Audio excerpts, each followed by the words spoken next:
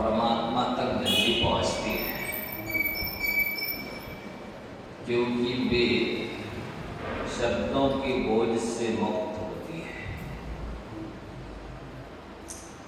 मौन प्रार्थनाएं परमात्मा तक जल्दी पहुंचती है। मतलब परमात्मा प्रार्थना करने के लिए बोलना आवश्यक नहीं है, क्योंकि वो सर्वज्ञ हैं, त्रिकालज्ञ हैं, त्रिलोकज्ञ हैं। तीन लोग तीन काल की बात को जानते हैं। मान लो किसी को पूजा बनाना नहीं आती, भक्तियाँ बनाना नहीं आती संस्कृत प्राकृत में, या छंद दोहे मुक्तक इत्यादि बनाना नहीं आते, तो क्या वो भगवान की भक्ति नहीं कर सकता? एक बालक आया भगवान के पास और खड़ा हो गया हाथ जोड़ के,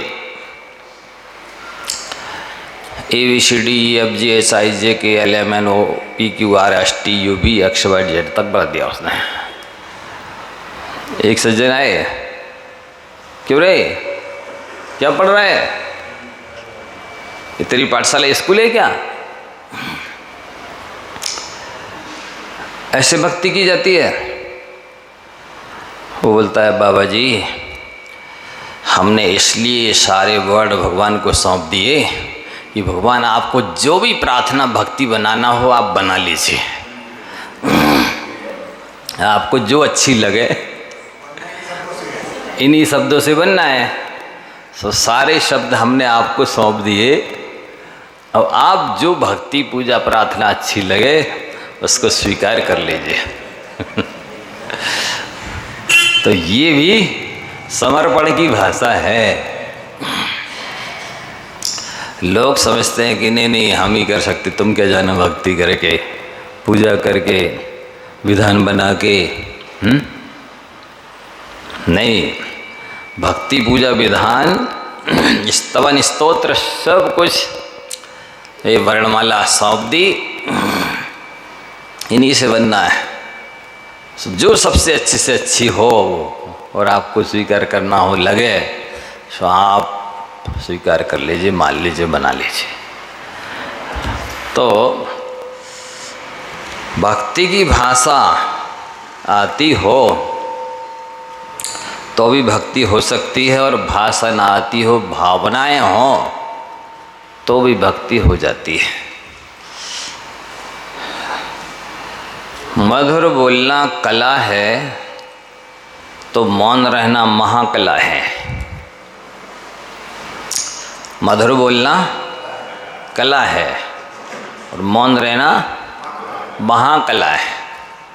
जैसे एक दिन बताया था ना कि speech is gold but silence is golden. बोलना सोने जैसा है तो मौन रहना सोने से बने आभूषण जैसा है। मौन रहता कौन? वो रह सकता है जो असीम शांति का इच्छुक है, अत्यंत भद्र है, सज्जन है, मंद कषाई है, बैरागी है, पुण्य पाप पर विश्वास रखने वाला है, सहनशील है। अनेक गुण चाहिए तब कोई मौन रह सकता है।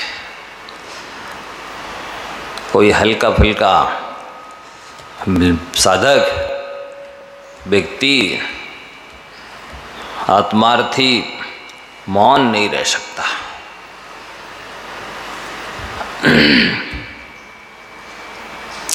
आदमी मौन रहकर कम फंसता है, बोलकर ज़्यादा फंसता है। पिंजड़े में बंद तोता यही तो बोल रहा है, तोता क्यों रोता कि मैं जो बंधन में पड़ा इसका दोषी कौन? यह वाणी का दोष है, सबसे बेहतर मौन। बेहतर मैं जो बंधन में पड़ा इसका दोषी कौन है? ये जिसने मुझे पिंजड़े में रखा इसका दोष इसका नहीं है, ये दोष मेरा है, इसका नहीं है। ये वाणी का ही दोष है। सबसे बेहतर मौन। यदि मैं मीठा मीठा नहीं बोलता तो ये काय को पिंजड़े में रखता? इसने जो पिंजड़े में रखा है वो मीठी मीठी आवाज़ सुनने के लिए रखा है। अनुभव कहता है कि बोलने की अपेक्षा मौन रहना बेहतर है, क्योंकि लोग शब्दों से रूठते बहुत हैं। शब्दों से रूठते बहुत हैं, क्योंकि अभिप्राय लोग प्राय नहीं समझते कहना क्या चाहते हैं। तो मौन आने वाले विघ्नों को भी हरने वाला है और मित्रता को भी करने वाला है, रत्नात्रय का सम्मान करने वाला है और समय पाकर अज्ञान हरने वाला है। ऐसा है मौन। धैर्य का फल मीठा होता है, सब्र का फल मीठा होता है। तो राजा हो, कोई अधिक विद्वान हो, अधिक तपस्वी हो, बहुत संख्या में उपस्थित मूर्ख लोग होवे, शत्रु होवे या गुरुजन हो, तो उनको जवाब नहीं देना चाहिए, पलट का उत्तर नहीं देना चाहिए। उनकी भर्त्सना को चुपचाप सहन कर लेना चाहिए। ये नीति कहती है। क्योंकि अज्ञानी की प्रशंसा की अपेक्षा ज्ञानी की निंदा अच्छी है। अज्ञानी का गुरु बनने की अपेक्षा ज्ञानी का शिष्य बनना अच्छा है। लेकिन दुनिया प्रशंसा पसंद करती है, भले उसमें अहित छुपा हो। निंदा पसंद नहीं करती, भले उसमें हित छुपा हो। सम्मान पसंद करती, चाहे उसमें पतन हो जाए। अपमान पसंद नहीं करती, चाहे वो उत्थान हो जाए। ये विवेक की कमी मानी जाती है।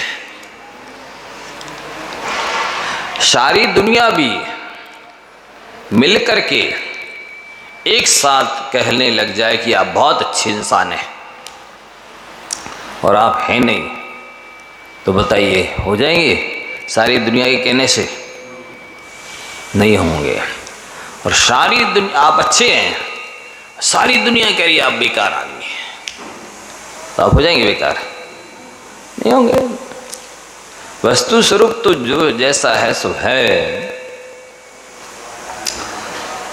तो मौन आध्यात्मिक शक्ति का विकास करता है और दूसरों से बोलने में, समय बिताने में मुझ एकाकी को क्या मिलेगा? दूसरों से बोलने में समय ही बर्बाद होगा, मिलेगा क्या? मैं एकाकी एक अतुल्य सभी आते, तन धन को साथी समझाता, पर ये भी छोड़ चले जाते। झूठी शाबाशी और झूठी गवाह दुखदाई तो होती है। दुनिया सारी इसी चक्कर में है। झूठी शाबाशी मिल जाए, हमने गलत किया पर सामने वाला शाबाश बेटा ऐसा बोल दे, हमने गलत किया है लेकिन हमारा सपोर्ट करे, ऐसा चाहता है जमाना। विचित्र जमाना है। तो इससे हानि ही हानि होती है। मौन की वृक्ष पर शांति के फल लगते हैं। मौन की वृक्ष पर शांति के फल लगते हैं। आप जवाब देकर के क्षणिक सुख का अनुभव तो कर सकते हैं, लेकिन चिरस्थायी शांति नहीं पा सकते। चिरस्थायी शांति तो मन से ही प्राप्त होती है। इसलिए ईंट का जवाब पत्थर से देने की अपेक्षा मौन रह जाना अच्छा है। कई बार जवाब नहीं देना भी लाजवाब होता है। आचार्य महाराज ने लिखा है, जवाब नहीं देना भी लाजवाब होता है। तो हर प्रश्न का उत्तर देना जरूरी नहीं है। और क्रोध आदि कषायों को जीतने में जितना मौन सहायक है, उतना बोलना सहायक नहीं है। कषायों को जीतना चाहते हो तो मौन रहो, बोलने से कषायें बढ़ती हैं। गाली आवत एक है, जावत हो तनेक, जो गाली आवे नहीं रहे एक की एक। एक व्यक्ति कब तक गाली देगा? जैसे आप लिखते शांति से प्रवचन सुन रहे, कहाँ से ऐसी गालियों को सुनने लग जाए शांति से, तो क्या होगा बताइए?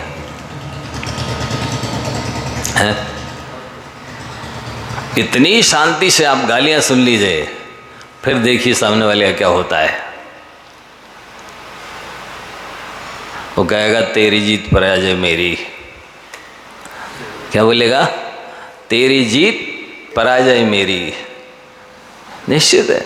इतनी शांति सुन लो, जैसे प्रवचन सुन रहे हो, इतनी शांति से गालियां सुन लो, निंदा सुन लो, दोषारोपण सुन लो। पूज्य निर्दोष जी ने एक बार सुनाया, ऐसे ऐसे भी शांति प्रिय जीव होते हैं। एक वक्ता से भरी सभा में खड़े होकर एक श्रोता बोला कि साहब, मैंने सुना है कि आपकी माँ वेश्या थी। बहुत विद्वान वक्ता, 6 वक्ता थे, और पूरी भरी सभा में उनसे क्या कहा जा रहा है?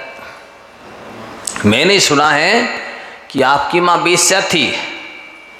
वक्ता जैसे थे वैसी सहज बने रहे, सुनकर कोई तिलमिलाई नहीं, आप इसे बाहर नहीं हुए।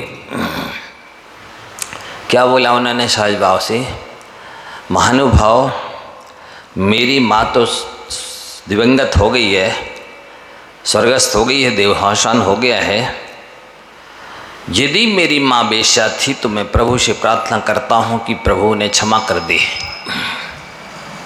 और यदि आप झूठ बोल रहे हैं तो भी मैं प्रभु से प्रार्थना करता हूँ कि प्रभु आपको क्षमा कर दे।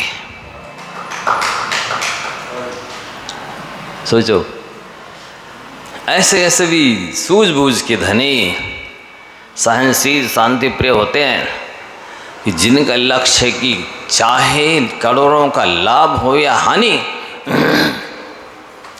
शांति भंग नहीं होनी चाहिए। शांति की विजय महाभारत की विजय से कम नहीं है। हम शांति भंग नहीं होने देंगे किसी हालत में। जिसने अपनी शांति नहीं खोई, उसने तो जग जीत लिया। क्योंकि दुनिया के सारे काम जो कुछ भी किए जाते हैं वो शांति के लिए किए जाते हैं। वो शांति नहीं गई आपकी तो आपने तो बहुत कुछ प्राप्त कर लिया। ऐसा है। शांति का महत्व समझो, तो फिर कोई भी प्रसंग, कोई भी घटना आपको उत्तेजित कर ही नहीं सकती। सबसे कीमती तो शांति है। वो मेरे पास है, उसको मैंने खो दिया, उसके बदले में कोई दूसरी चीज़ पा भी ली, तो महंगी चीज़ खो करके सस्ती चीज़ पाना ये तो घाटे का सौदा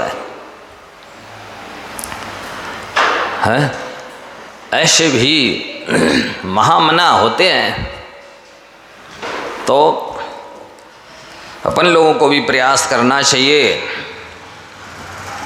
कि जब मौन के वृक्ष पर शांति के फल लगते ही हैं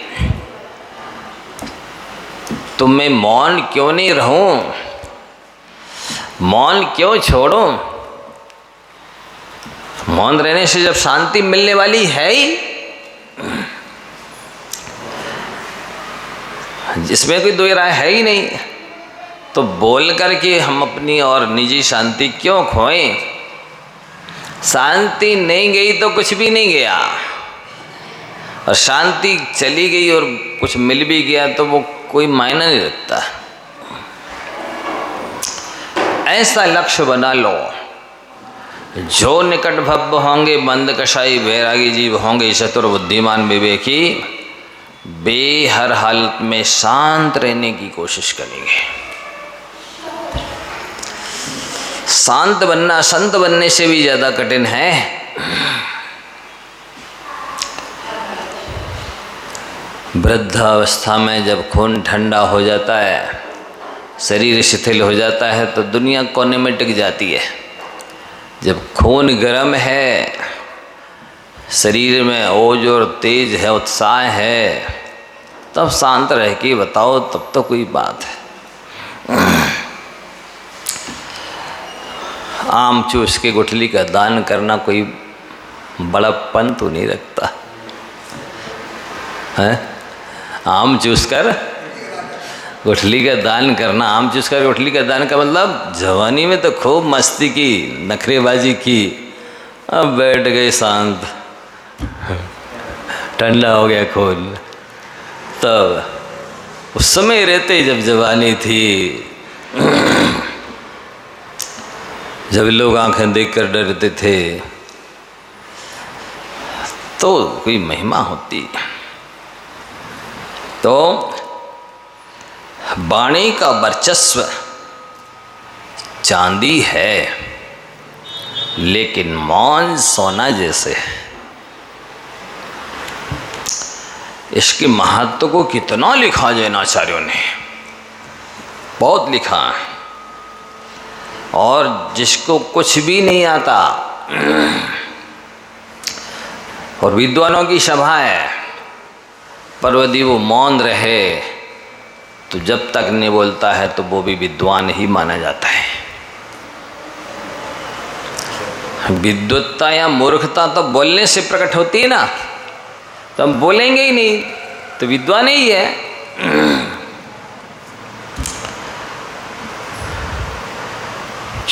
तो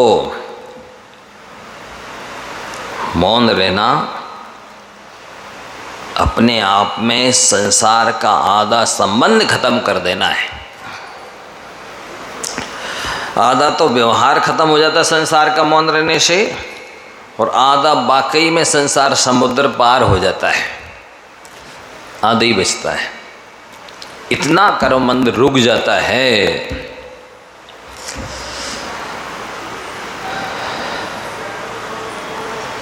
जो सही जीवन जीता है और सही है, उसके मौन में दूसरों के बोलने से भी ज़्यादा शक्ति होती है।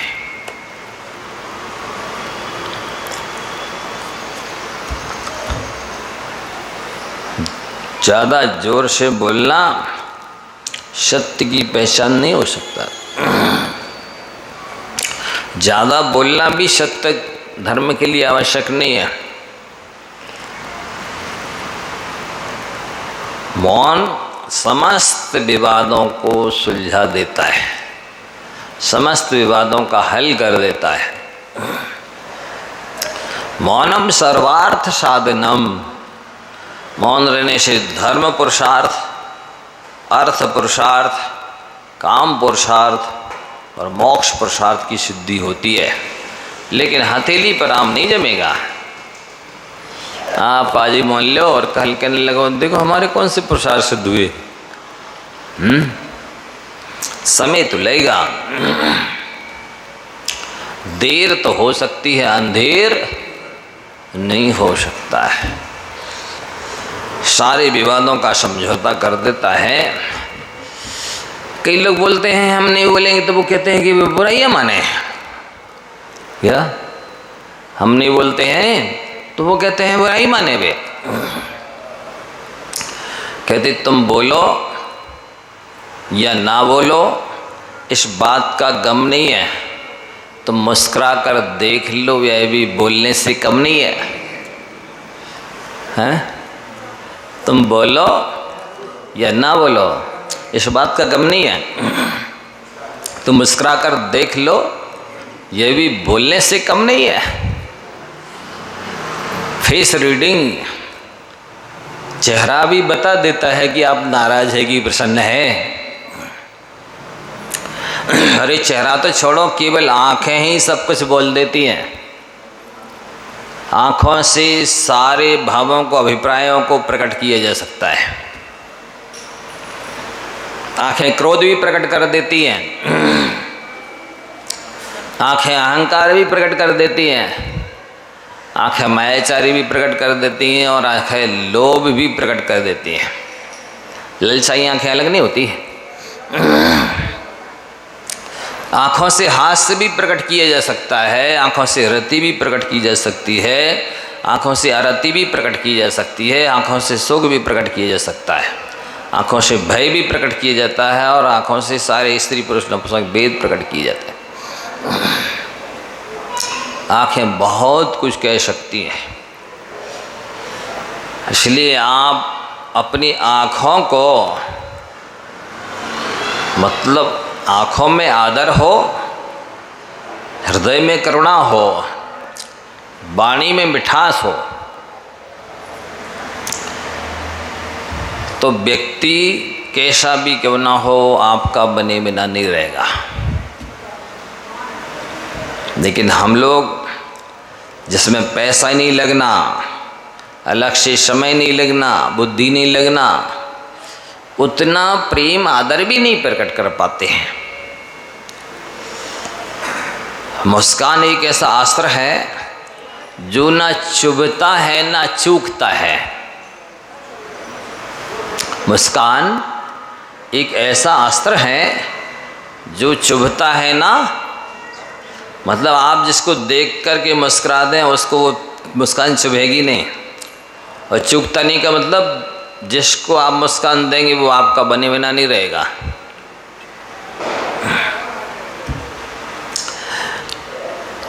जब इतना सरल सहज है अपना बनाना, फिर भी लोग मुंह लटकाने से बाज नहीं आते हैं। जब इतना सरल है लोगों को अपना बनाना, फिर भी लोग मुंह लटकाने से बाज नहीं आते। और मुंह लटकाने से पता, अच्छा आपका सारा मेकअप बेकार हो गया है, नहीं हो गया। मुंह लटकाने से आपका चेहरे का सौंदर्य बिगड़ गया, जो आभा थी, जो प्रकाश था, प्रताप था, ओज था, तेज था, सब बेकार हो गया।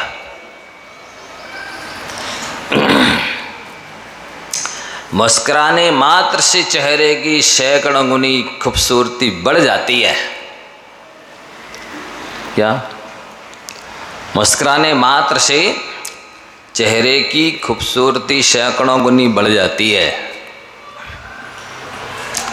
और चेहरे की जो मांसपेशियां हैं वो खिंच जाती हैं, एक्सरसाइज हो जाती है, अपने आप ब्लड सर्कुलेशन हो जाता है। व्यक्ति मुस्कुराता रहे तो शायद है उसको बीमारियां आए। देख लो, अच्छा आजमा के चलो, मुस्कुराते रहो। लेकिन हर परिस्थिति में, हानि में, लाभ में, गुण में, दोष में, अपमान में, सम्मान में, अनुकूलता में, प्रतिकूलता में मुस्कुराते रहो। चिंता छोड़ो, सुख से जियो। एक सूत्र अपना लो बस। आपके दुखी होने का कारण ये है कि आप चिंताएं पालते हैं। जो पालना चाहिए उसे नहीं पालते हैं, जो नहीं पालना चाहिए उनको पालते हैं। व्रत नियम संयम पालना चाहिए सो पालते नहीं हैं, चिंताएं पालते हैं, टेंशन पालते हैं। ये है राज। जो मौन रह जाता है वो मौज से रह पाता है। जो मौन रह जाता है वो मौज से रह पाता है। मौन नहीं रह पाते, इसलिए तो फिर फॉर्मेलिटी और बहुत सारे काम करने पड़ते हैं। और सबसे बड़ी बात है कि यदि आप मौन रहते हैं तो आपको पश्चाताप कभी नहीं करना पड़ेगा। बोलने वाले को पश्चाताप करना पड़ता है, क्योंकि वो गुस्सा में कुछ भी बोल जाता है, और जब गुस्सा शांत हो जाता है तो पछताता है। तो दुनिया का हल क्या है? चुप रहो तो गूंगा कहते, बोलो तो बाचाल, नहीं बोलो तो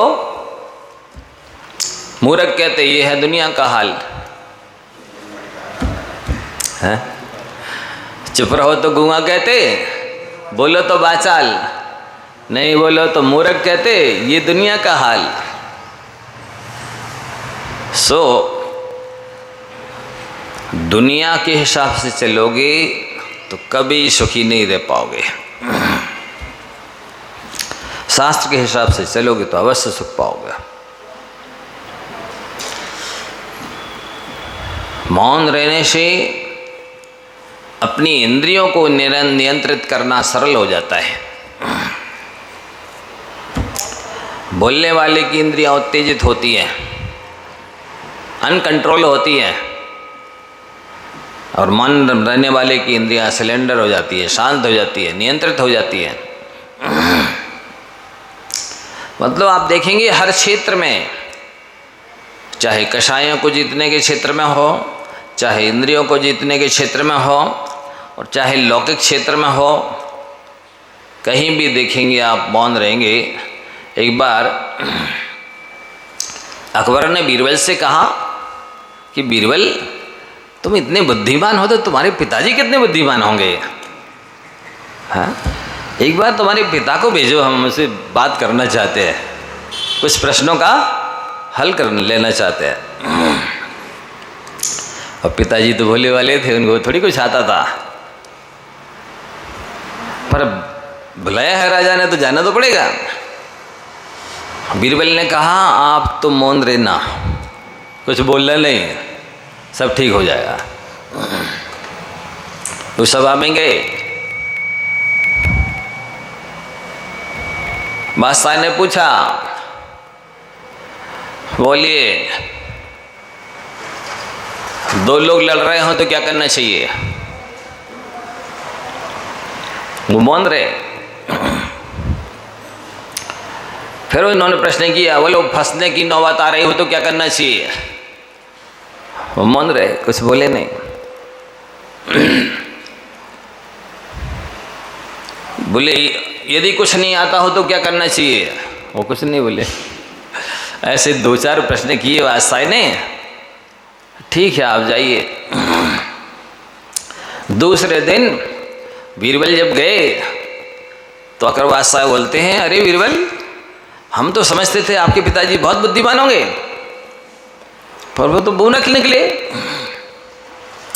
बीरबल बोलते, हाँ हुजूर, ऐसी तो मेरे पिताजी कह रहे थे।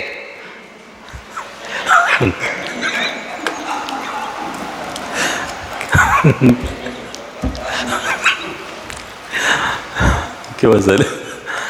हम तो समझ रहे थे बादशाह बहुत बुद्धिमान होंगे, पर वे तो बहुत मूर्ख निकले। उन्होंने मेरे प्रश्न किया, तो दो लोग लड़ रहे हैं तो क्या करना चाहिए? तो हमने मौन रह करके उत्तर दिया कि मौन रहना चाहिए, दो के बीच में क्यों बोलना? दूसरा बादशाह ने प्रश्न किया कि यदि फंसने की नौबत आ रही है तो क्या करना चाहिए? तो मौन रहना चाहिए। बादशाह समझे ही नहीं। ऐसे जितने प्रश्नों ने कहा कि यदि कुछ नहीं आता हो तो क्या करना चाहिए, तो मैंने उनका उत्तर दिया, पर वे समझे ही नहीं। बादशाह लज्जित हो गए। बादशाह को लगा वाकई में उनके पिताजी तो और ज़्यादा बुद्धिमान है, पर मैं ही नहीं समझा। तो इस तरह से मौन रहने से अपनी इज्जत बची रहती है।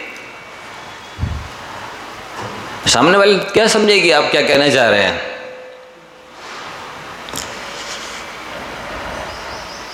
व्यक्ति भाषा के द्वारा दूसरों से बात करता है और मौन के द्वारा अपने आप से बात करता है। बोलता है तो दूसरों से बात करता है और मौन रहता है तो अपने आप से बात करता है।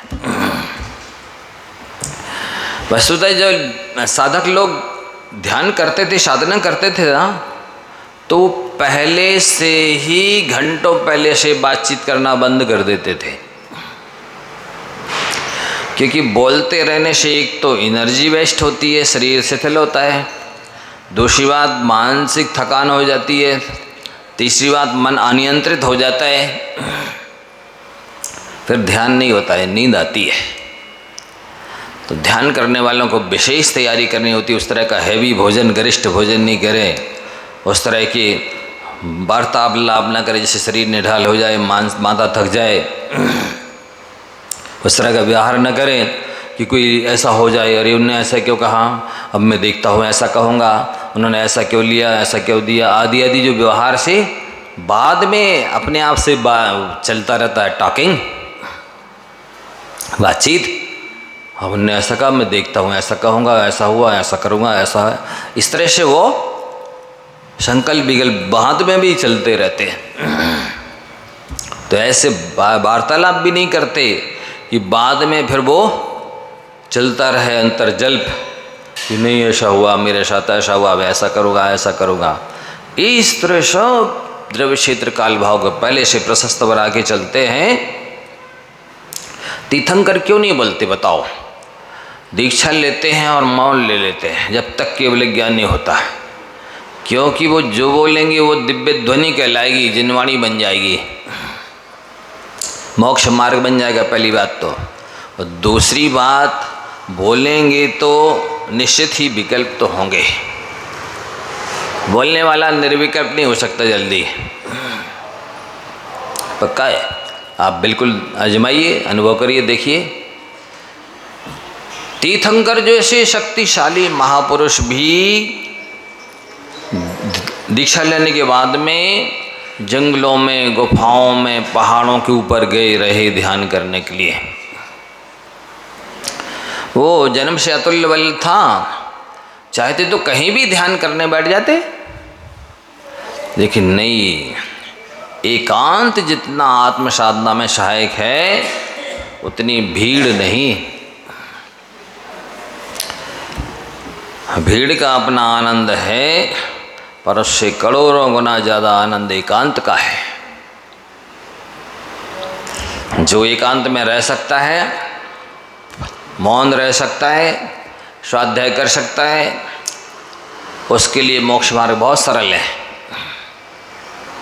जो एकांत में नहीं रह सकता, मौन नहीं रह सकता, स्वाध्याय में मन नहीं लगता, वो मोक्ष मार्ग में चलने लायक है ही नहीं, आत्मकल्याण करने लायक है ही नहीं।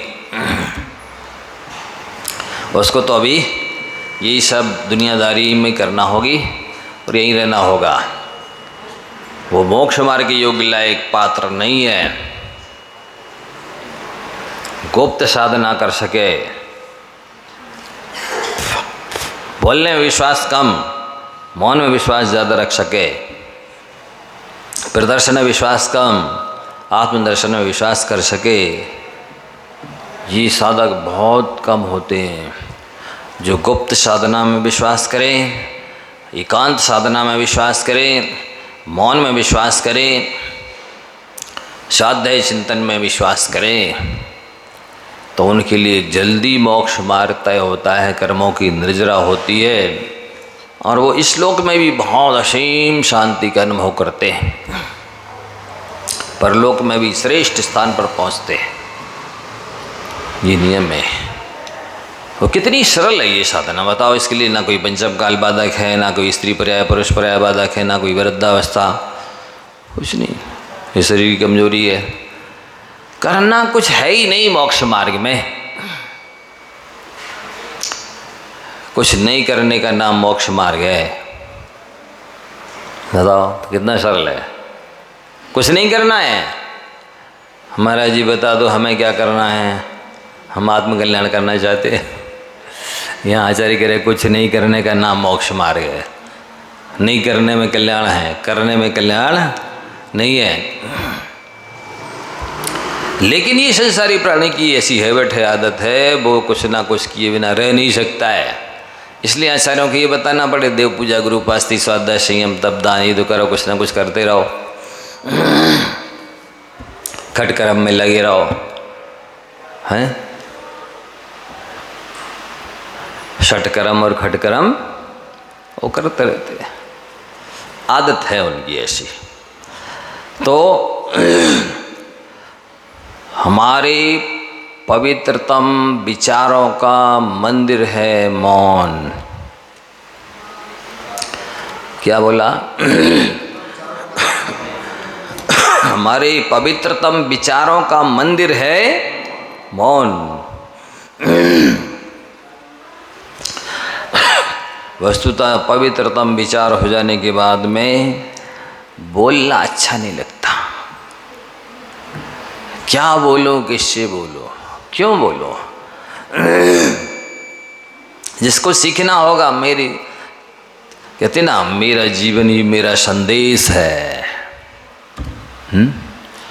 मेरा जीवन ही मेरा संदेश है। मैं जैसे जी रहा हूं, आप आत्मकल्याण करना चाहते तो मेरे जैसे जीवन सीख जाओ। हे गुरुवर, शाश्वत सुख दर्शक, यह नग्न स्वरूप तुम्हारा है, जग की नश्वरता का सच्चा दिग्दर्शन करने वाला है। ये जग नश्वर है। जग नश्वर है का मतलब क्या है? ये दिवाली नश्वर है। ये 343 घनराजु प्रमाण लोग नष्ट हो जाएगा क्या कभी? जग की नश्वरता का मतलब ये जग के जितने संयोग हैं वियोगशील हैं। जिसका जन्म हुआ उसका मरण नियम से होगा, जो प्राप्त हुआ है वो नियम से बिछुड़ेगा, जो मिला है वो यहीं छूटेगा। ये जग की नश्वरता का सच्चा दिग्दर्शन है। तो देखो, जैसे आप लोग भोजन करके आते हैं और उल्टी हो जाए, अच्छा 56 प्रकार का भोजन किया हो, बढ़िया टेस्टी फेवरेट, और बढ़िया अच्छी डकार लेके आए तृप्त होकर के, और उल्टी हो गई धड़ाधड़, कैसा महसूस करेंगे? स्वास्थ्य ठीक नहीं है, स्वास्थ्य खराब हो गया। और सुबह जब स्वेच्छापूर्वक मल विसर्जन करके आते हैं तब कैसा लगता? स्वास्थ्य ठीक है, हाँ बढ़िया। अरे मल जो भोजन किया था वो तो सब विसर्जन कर आए। नहीं ले, वो हमने किया है स्वेच्छा से मल विसर्जन, और ये उल्टी हमने की नहीं है, हो गई है। छोड़ने में और छूटने में अंतर है। खड़े खड़े और पड़े पड़े, अनादिकाल से ये संसारी प्राणी पड़े पड़े निकला है, मर गए, शून्य अर्थी पे लेटाया और बाहर कर दिया। खड़े खड़े निकलते वैरागी बन करके, तो काहे को ऐसी लिटाते? गृहस्थों को लिटा करके वो क्या बोलते, कफन उड़ा देते। मालूम क्यों उड़ा देते? अरे इनका मुंह दिखाने लायक नहीं है, इनने अपने जीवन में कुछ नहीं किया। यदि साधु बन करके तपस्या करते तो पद्मासन से बिठा के ले जाते, सब लोग दर्शन करो इनके, इनका जीवन ऐसा है। किसी साधु का चेहरा ढक करके नहीं ले जाते, अंतिम संस्कार करने के लिए असैमियों के लिए लिटा करके और ढक करके ले जाते। इनको ले जाओ, जल्दी लुगरिया लगाओ, है? क्योंकि इनने अपने जीवन में ऐसा कोई प्रेरणादायी कुछ नहीं किया। प्रेरणादायी तो बहुत कुछ किया है, प्रेरणादायी बहुत कुछ किया, प्रेरणादायी कुछ नहीं किया। उनका जीवन ऐसा रहा, इसलिए इनको ऐसे ले जाओ चुपचाप ढक के, और दुनिया को सुनाते सत्यमेव जयते, हैं? सत्य की विजय होती है, राम नाम सत्य है। मतलब आप लोग राम का, भगवान का नाम लो, इनने नहीं लिया इसलिए इनको ढक के ले जा रहे हैं हम। क्यों नहीं मालूम आप लोग को? राम नाम सत्य है, किसको सुनाते? जो देख रहे हैं सुन रहे हैं उनको सुनाते हैं कि भगवान का नाम ही सत्य है, इनने नहीं बोला है इसलिए इनको कफन से ढक के हम ले जा रहे हैं। ऐसा है। तो हमारे पवित्रतम विचारों का मंदिर है मौन।